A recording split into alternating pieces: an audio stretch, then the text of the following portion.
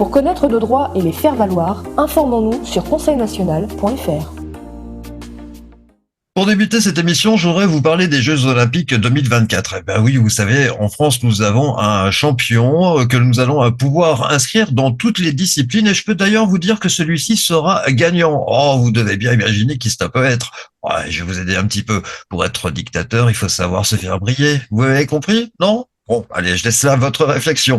Bonsoir et bienvenue dans La France Libre avec le CNTFCH, avec Philippe, avec Bruno, avec Iota et avec Jean-Pierre. Bonsoir à chacune. Merci, bonsour à tous et à toutes. Alors, pour être dictateur, il peut aussi falloir, c'est important de pouvoir savoir se mouiller. Hein, c'était peut-être ça le gag, mais est-ce que notre dictateur de Macron sait-il se mouiller? Ça, on saura quand il aura enfilé son maillot de bain, hein, pas avant. Hein. Sauf qu'il y en avait un qui savait bien se mouiller, c'était François Hollande. Lui, chaque fois qu'il sortait dans la rue, c'était sous la pluie. Ah, en plus, et donc on a vendu son scooter aux enchères, comme vous avez dû le voir. Exactement. Alors, moi, je vais vous donner une information qui sort de la Ligue des contribuables, qui dénonce depuis très longtemps, mais là, qui dénonce encore de plus en plus la gabegie, les doublons, les comités qui servent à rien, etc., dans tout le système de l'administration française. Vous savez que la France est pratiquement le pays du monde où l'administration est la plus énorme. Plus de 50% du produit national brut du pays s'en va dans l'administration et dans l'État. Eh bien, la Ligue des contribuables a chiffré à 60 milliards par an ce gaspillage.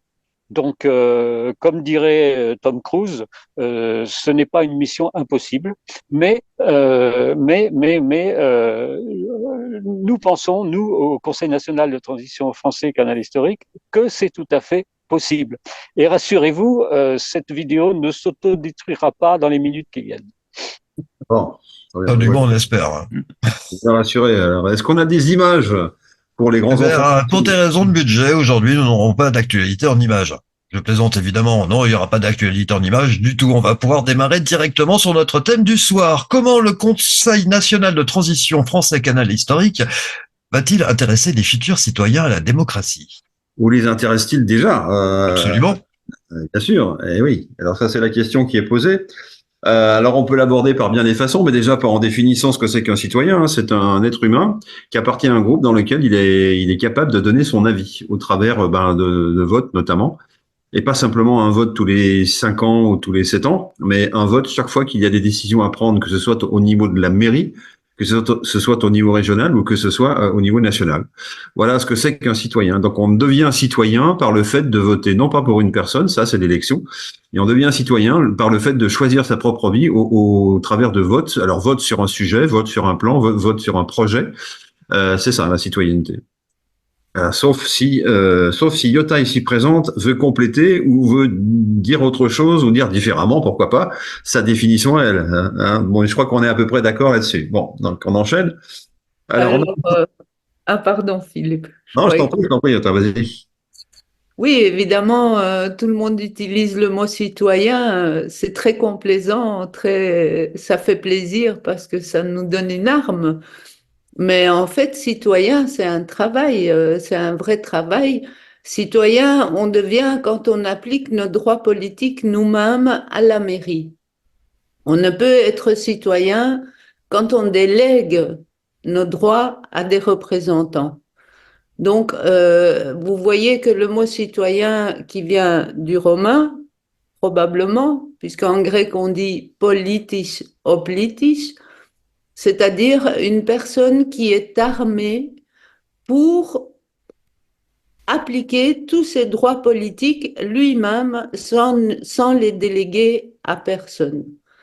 Et donc, effectivement, il y a un peu une mise en tente à notre époque. Tout le monde s'appelle citoyen. Comment vas-tu, citoyen? Que fais-tu, citoyen?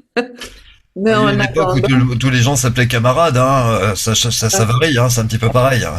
Voilà. Sauf que les camarades en communisme, Sylvain, étaient de vrais camarades puisque ça va avec la philosophie du communisme, qui n'a absolument rien à voir avec la philosophie de la démocratie. Donc la démocratie, c'est appliquer ses droits politiques soi-même pour la partie des communs, toujours, hein, notre parti politique, ce qui nous unit et nous réunit pratiquement et concrètement, donc avec tout ce qui concerne la construction et l'aménagement d'un territoire. Et donc, tous ces citoyens sont rattachés à leur mairie ou à leur cité, ce qui est possible aussi. Et donc, voilà. Voilà, Philippe, la définition du mot citoyen que l'on ne Alors, peut pas utiliser, personne de nous sur la planète aujourd'hui. Alors, je ça, voudrais rajouter quelque chose donc à ce que vous venez de dire tous les deux concernant justement comment les Français peuvent être intéressés par la démocratie. D'abord, il faut d'abord que les personnes prennent conscience que chaque individu a un cerveau et que chaque cerveau permet à un individu de créer quelque chose. Et alors, on entend beaucoup de gens qui nous disent oui, mais le peuple ne peut pas se gouverner lui-même, c'est trop compliqué de gouverner un pays, etc. Mais quand on regarde dans l'histoire, un certain nombre de personnes, des fois tout seuls, ont changé la face du monde, dans un sens positif ou dans un sens négatif. On prend on prend par exemple dans un sens négatif, on a Hitler. On a aussi Napoléon qui a conquis pratiquement toute l'Europe avec aussi certains massacres. Et puis dans le sens positif, on a des gens comme Gandhi, on a donc des personnes qui ont, ou comme Einstein par exemple, qui a changé aussi un peu la face du monde par rapport à ses découvertes. Donc chaque individu a un potentiel gigantesque. Et ce qu'on nous a toujours caché par la volonté de l'oligarchie, même après la Révolution française, c'est que les individus sont tout à fait capables de gouverner un pays. Pas forcément tout seul, mais en s'associant avec d'autres personnes, notamment dans des commissions et autres. Mais que chaque individu, donc, a un potentiel énorme et que si on réunit ensemble plusieurs individus en commission, eh bien, ça donne une intelligence collective. Donc, il faut déjà que les gens commencent à comprendre qu'on a une liberté et que la vraie liberté, c'est de pouvoir effectivement savoir s'exprimer et de participer directement à la gouvernance d'un pays étant donné que tout le monde en est tout à fait capable.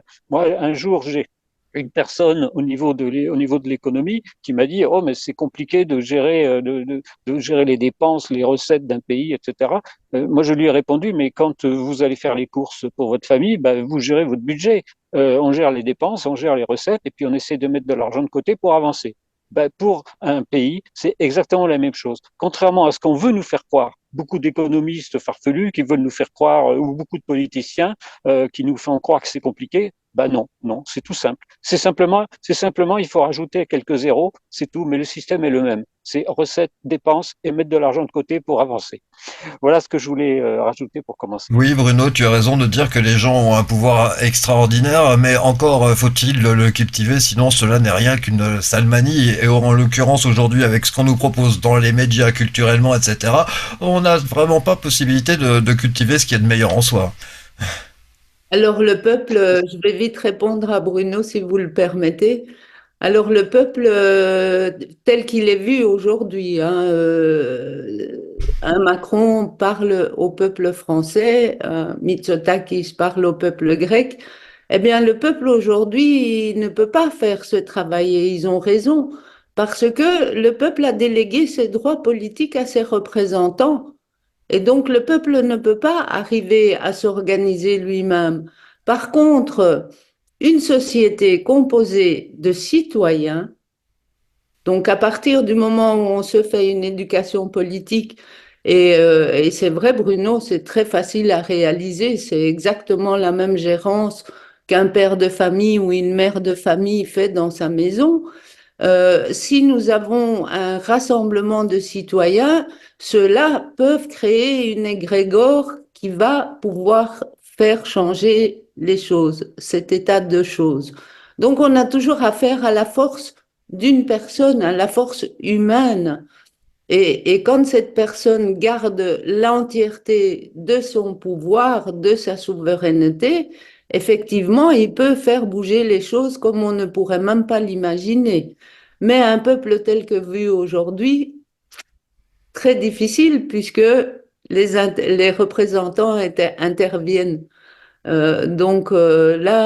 C'est une ouverture à la corruption qu'il faudrait quand même éclaircir un jour, mais ça viendra, le temps le donnera.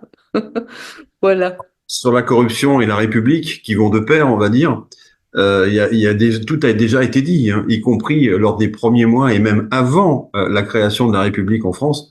Je l'ai souvent eu l'occasion de le dire ici, mais je le redis, Robespierre était tout à fait opposé au principe de la République à cause de la corruption qui était juste cachée derrière. Et il s'est pas beaucoup trompé. Et quel était le surnom qu'on donnait à Robespierre, même après la Révolution et pendant la Révolution, déjà? On l'appelait l'incorruptible. Cherchez l'erreur. C'est-à-dire que celui qui n'est pas corruptible, c'est celui qui empêche le système de tourner en rond. Voilà. Et aujourd'hui, on sait ce qui arrive, par exemple, aux gens qui empêchent le système de tourner en rond dans le cadre de la République. Malheureusement, on a des exemples, hein, et on n'a pas de preuves. Il y en a quelques indices forts, que j'appellerais forts, hein, pour dire que ces gens sont éliminés, tout simplement. Hein, voilà. Donc aujourd'hui, on est dans une logique on a adopté cette logique de République, que nous disions, ben non, la forme républicaine, pourquoi pas, mais on veut basculer, on veut faire autre chose. On veut faire en sorte qu'il n'y ait plus de représentation politique. On veut faire en sorte que les gens, effectivement, puissent voter, mais uniquement parce qu'ils seront volontaires. Alors, il nous faut des volontaires. Il faut intéresser les gens à être volontaires. Et je crois que là, on est dans le cœur du sujet de ce soir. Comment je fais pour intéresser des personnes qui sont arrivées devant leur télé, qui regardent le 20h en se disant, je vais me faire mon opinion sur la façon dont le monde va, au travers de l'émission que je vais regarder, et en fait, ils se font bombarder par de la propagande, tout simplement. On est en guerre en plus, donc pas de surprise à ce niveau-là. Donc, comment on fait pour intéresser des gens qui disent la politique, c'est pas mon truc, je la regarde faire, moi, je fais mon petit boulot dans mon coin et je laisse les politiciens, ceux que ça intéresse, s'en débrouiller. La politique, si on va pas à elle, elle vient à vous. Et si elle vient à vous, c'est pas dans votre avantage, mesdames et messieurs qui nous écoutez, c'est pour vous manipuler, c'est pour faire tout ce qui se passe aujourd'hui, c'est pour faire en sorte qu'au bout d'un certain moment, on ouvre une paupière en se disant, mais pendant tout ce temps-là, on a confié notre intérêt à des gens qui apparemment ne s'occupent pas vraiment de nos intérêts, ils s'occupent d'autres choses. On leur demande la paix, on nous prévoit la guerre. On leur demande de l'énergie pas chère, les tarifs n'arrêtent pas d'augmenter. On veut un système de santé qui soit équilibré comme il était auparavant, ça nous allait bien. Ben, on est en train de le perdre. Qu'est-ce qui est en train de se passer dans ce pays qu'on appelle la France? Donc là, on va ouvrir bientôt une deuxième paupière, enfin en tout cas je l'espère, pour avoir les deux yeux ouverts pour se rendre compte que non, au sommet de cet État, en tout cas, il n'y a pas de personnes qui sont là pour s'occuper du bien des Français. Et on peut étendre la maxime à l'ensemble de l'Europe pratiquement, quoi, hors la Suisse éventuellement, mais à une grande majorité de pays en tout cas. Donc voilà, comment est-ce qu'on fait pour intéresser des Français en faisant en sorte qu'ils ne se disent pas la politique ça m'intéresse pas, je ne sais pas faire, j'y arriverai jamais. En leur faisant comprendre exactement le contraire, c'est-à-dire qu'en faisant la politique d'abord, ils vont être indépendants, ils vont décider de choses qui les concernent de près, ils ne vont pas voter une fois tous les 5 ans ou tous les 7 ans, ils vont voter pratiquement 2 fois par jour. C'est ce qu'il faut comprendre. En tout cas, c'est comme ça que ça se passait dans la Grèce antique. Alors, je ne dis pas que ça sera forcément 2 fois par jour tout le temps, mais il y aura des périodes où on demandera aux personnes qui ont été tirées au sort et qui se sont portées volontaires préalablement de bien vouloir voter souvent. Il va falloir mettre des outils à la hauteur de l'ambition d'ailleurs. Voilà. Et après, une fois qu'ils auront accepté cette responsabilité, elle n'est pas si énorme que ça, car elle est conviviale, elle est celle de tous ceux qui vont voter. Donc c'est pas une personne qui va prendre cette responsabilité, c'est plusieurs personnes, un certain nombre de personnes dont on a déjà donné le nombre ici.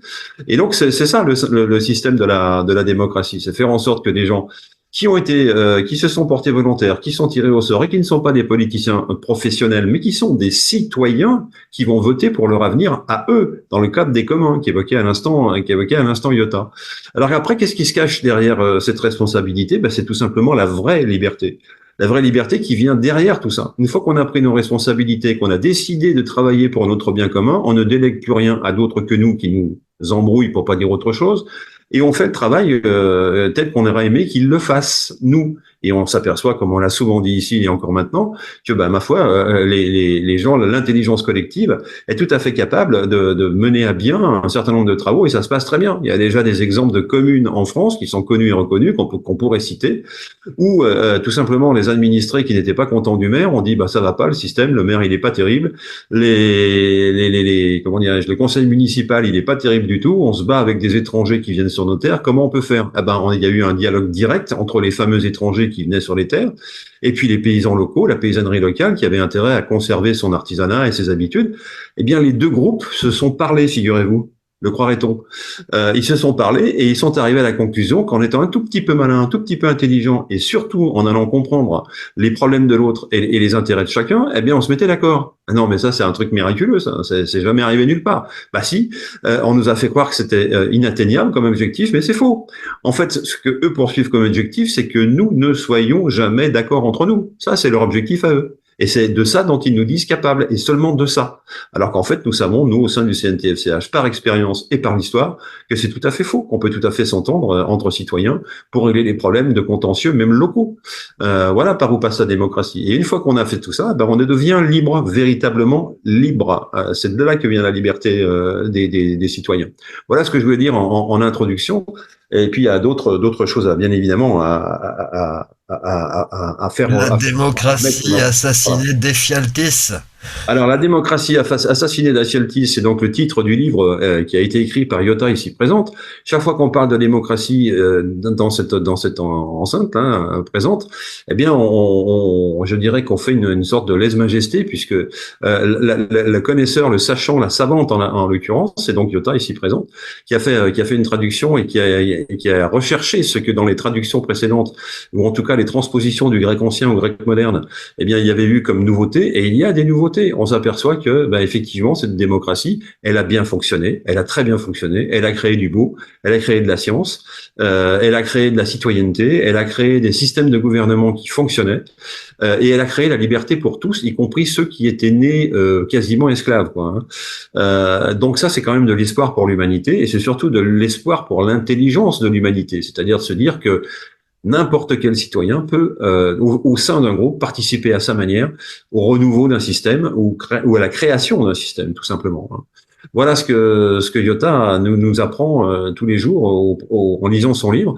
Et il y a un point sur lequel elle va revenir, d'ailleurs, si je lui pose la question, c'est la notion de contrôle. La notion de contrôle au sein d'une démocratie, qu'est-ce que ça veut dire? Est-ce que Iota, tu peux nous répondre là-dessus? Eh bien, la notion de contrôle, justement, quand on applique ces droits de citoyen, donc ces droits politiques, hein, toujours, eh bien, la notion de contrôle est la première chose qu'on applique. C'est-à-dire que dans la démocratie, tout le monde était contrôlé tout le temps, puisqu'on parle des communs, donc des finances, et donc de l'organisation d'une cité ou d'une mairie qui est totalement contrôlée. Donc, tous les mandataires qui faisaient leur mandat pendant un an étaient contrôlés tous les 36 jours. Et, et même encore aujourd'hui, les amis, nous pourrions, même avec une oligarchie en place, à l'instant où nous commençons tous à les contrôler un peu plus, c'est-à-dire la comptabilité de l'État, c'est-à-dire va-t-on aller en guerre ou pas, enfin tous les sujets qui concernent politiquement tous les citoyens, eh bien, on va vers plus de démocratie. Pourquoi nous parlons de représentation et de corruption? Pourquoi c'est associé? Parce que justement, nous déléguons nos droits à des représentants et nous ne les contrôlons plus. Et ça c'est le majeur défaut que nous avons, même dans un système oligarchique, c'est de ne jamais les contrôler. Et c'est une porte ouverte à la corruption, forcément, ce qui n'arriverait Alors, pas en démocratie. Et d'ailleurs, Iota, moi, il y a quelques jours, j'ai parlé avec un chef d'entreprise qui me disait, moi, j'en ai ras-le-bol de ces politiciens. La politique ne m'intéresse plus parce que de toute façon, on peut faire quoi que ce soit, on n'aura jamais gain de cause. Et donc, je lui ai expliqué donc le programme et la structure du CNTFCH. Il m'a dit oui, mais ça c'est encore un nouveau système, ça changera pas grand-chose. Alors je lui ai dit mais Est-ce que vous vous rendez compte que ce qu'on vous propose, c'est que pour une fois, vous allez pouvoir non seulement donner votre opinion, mais participer vous-même directement à l'élaboration des lois. Alors il a réfléchi, il a répondu, ah ben alors ça m'intéresse. Donc c'est la prise de conscience. Voilà, c'est la Ouais, prise de bah, conscience et il faut comprendre, même aujourd'hui, et c'est pour ça qu'on parle de peuple qui ne peut arriver à rien, puisque même aujourd'hui, nous avons des Macron et des représentants comme ça qui nous mènent en guerre sans que nous ayons contrôlé la situation. C'est-à-dire que nous, dans nos pays, chacun, nous avons des taux de pauvreté qui augmentent, mais paradoxalement, nous avons toujours de l'argent pour faire la guerre. Donc, ça, c'est la conclusion que nous ne les contrôlons pas. Comme nous contrôlons nos enfants quand on leur donne 10 euros pour aller acheter du pain à la boulangerie, eh bien, nous devons contrôler tout ce système politique. C'est une obligation. Et si nous ne les contrôlons pas, ben, nous n'avons pas l'égrégore du peuple. Nous avons le peuple péjoratif qui n'est capable de rien. Et c'est assez logique quand on alors y... nous sommes d'autant plus d'accord avec IOTA qu'au sein du CNTFCH, nous avons prévu ce qu'on appelle l'audit. Alors c'est donc un contrôle sur la partie financière et économique de ce pays, qui sera la première action évidemment à mettre en œuvre. Donc ce contrôle est prévu de toute manière, avait été prévu dans la logique du CNTFCH, avant même que nous ne sachions tous les détails sur la démocratie grecque ancienne. Et puis voilà. Et donc il y a un autre point sur lequel va falloir mettre l'accent, c'est sur la justice. Comment faire évoluer la justice? Comment faire en sorte que la justice, ce que j'appelle la justice, c'est-à-dire le droit exprimé par les juges, comment faire en sorte qu'ils deviennent quelque chose en quoi on est foi, hein. C'est-à-dire qu'aujourd'hui, les Français n'ont plus confiance dans leur justice. Comment on fait pour avoir une justice dans laquelle on peut avoir confiance? Comment ça se passait au temps de la Grèce antique? Alors, la partie justice qui est indissociable de la démocratie. Donc, dans une démocratie, nous avons deux justices. Nous avons la justice du pénal qui est appliquée par un tribunal, et puis nous avons le tribunal qui était les tribunaux de Ilias pour ceux qui ont lu mon livre ou qui vont le lire. Les tribunaux de Ilias étaient organisés juridiquement pour les contrôles. C'est-à-dire que les politiques ou les politiciens ne pouvaient prendre aucune décision s'ils n'étaient pas passés par le stade de la justice. Et donc, il faut imaginer deux justices différentes. C'est parce qu'aujourd'hui, on fait un amalgame comme quoi il n'existe qu'une justice, donc la justice pénale qui confond un peu tout, et qu'on ne peut pas arriver à comprendre que cette justice-là, effectivement, elle ne peut pas contrôler nos politiciens. Mais par contre, c'est une justice à créer, un tribunal à créer, de manière que ce tribunal ne s'occupe que d'une chose, que des contrôles des mandataires et rien d'autre. Donc ça, c'est une création à faire, à refaire dans chaque pays, c'est de recréer évidemment cette partie contrôle. Et croyez-moi, cette partie contrôle, elle paraît difficile la première année, mais croyez-moi, la première année, elle sera peut-être difficile, mais croyez-moi, la deuxième année, ça va couler comme de source. Et donc, on aura limité la corruption et on aura un système productif, puisque cette justice évite la corruption et tous les sujets, que ce soit la peine de mort, la guerre et tout ça, pour qu'on les évite et qu'on les mélange à une justice pénale. Je ne sais pas si Il j'ai faut été bien, claire. il faut bien remarquer aussi que ce sera un autocontrôle du peuple par le peuple. Parce que quand on dit le mot contrôle, des fois, il y a des gens à qui ça fait peur parce on a tellement de contrôle, nous, justement, actuellement, avec l'oligarchie, que, on va nous dire, ah oui, mais alors vous allez encore rajouter des contrôles au contrôle. C'est Ah, pas du tout ça. Bruno, C'est l'autocontrôle par le peuple, et pas par des politiciens qui sont là pour faire les contrôles qui les intéressent, mais qui se contrôlent jamais eux-mêmes. tout à fait, mais eux, ils appliquent des contrôles justement, justement parce que ils sont les seuls à avoir le droit de nous arnaquer, de nous voler et de nous faire faire des choses qu'eux-mêmes ne feraient pas. Donc voilà, effectivement, cette justice, il faut la recréer. C'est un domaine qu'il faut recréer. C'est par celui-là qu'il faut commencer. Parce que de toute façon, on va pas avoir une transition démocratie, enfin oligarchie, démocratie directement. Il va y avoir une transition. Et donc, dans cette transition, il faut créer cet organe qui va déjà commencer à contrôler l'oligarchie, mais le peuple qui contrôle l'oligarchie et pas l'oligarchie qui contrôle le peuple, comme tu disais tout à l'heure, Bruno. Oui, de toute manière, on va passer par des jurys populaires. Ça a été prévu. C'est vrai qu'on n'a pas spécifiquement prévu au sein du CNTFCH des jurys, comment dirais-je, des juridictions. Je vais y arriver, des juridictions qui soient carrément dédiées au contrôle de ceux qui sont mandatés, comme tu viens de l'expliquer. Ça, c'est quelque chose de spécifique qui existait dans la Grèce antique et que nous n'avons pas forcément mis en place tout de suite, mais c'est à vérifier, c'est à calculer, c'est à mesurer. Et je suis sûr que c'est une mesure qu'on peut mettre en place assez rapidement et obtenir un consensus autour du principe, dès lors que les jugements sont faits par le peuple. Et ça, je rejoins Bruno dans ce cas-là. C'est-à-dire que le peuple, c'est un autocontrôle, c'est le contrôle du peuple par le peuple, puisque on va mandater des personnes qui ont été tirées au sort et auxquelles on va confier des missions. Alors, soit ce seront ces personnes qui ont été tirées au sort à qui on confiera des missions, soit ce seront des sociétés, des entreprises qui auront été choisies dans un catalogue. Rappelons la notion de catalogue aussi qui nous vient par les Grecs anciens.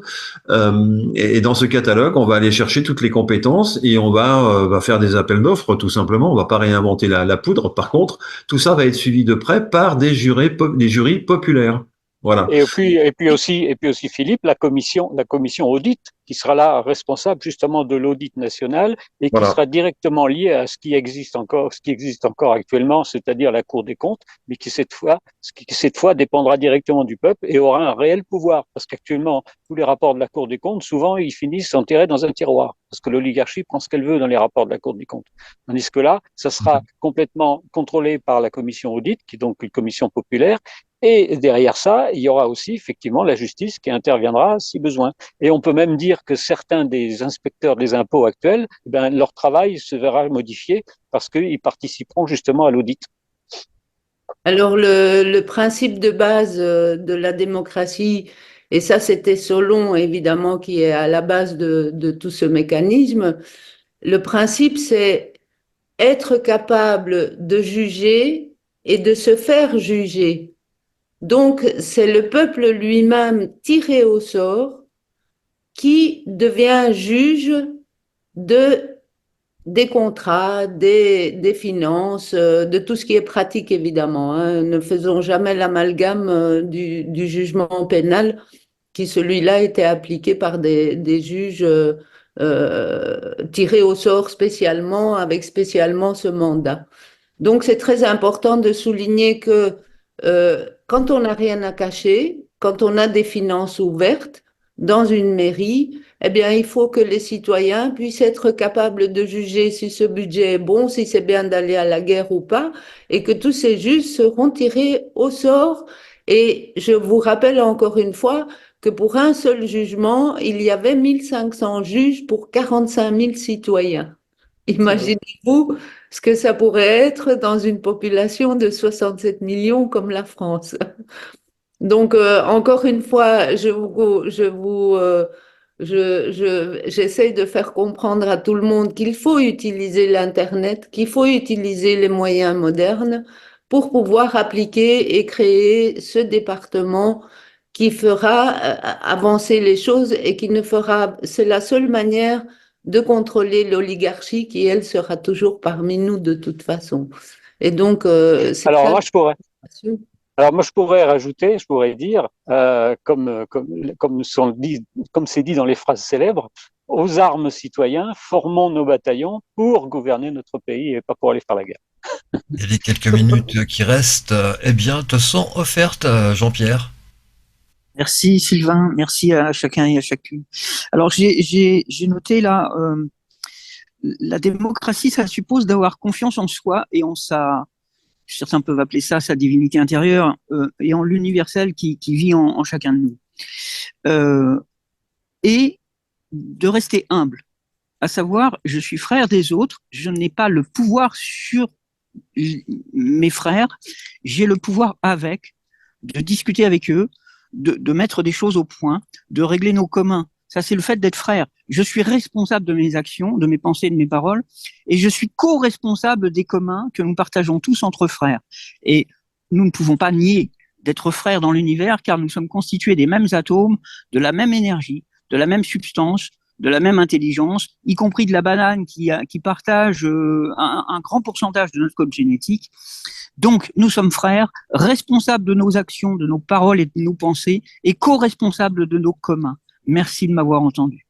Citoyens démocrates, cette émission La France libre touche à sa fin. Alors attention, le Conseil national de transition français Canal historique utilise ce nom d'émission depuis plus de 3 ans. Donc méfiez-vous des contrefaçons, évidemment. Excellente soirée, on aura le plaisir de se retrouver d'ici 48 heures avec justement une nouvelle émission, La France libre, avec Philippe, avec Bruno, avec Yota, avec Jean-Pierre et puis certainement d'autres personnes. Excellente soirée.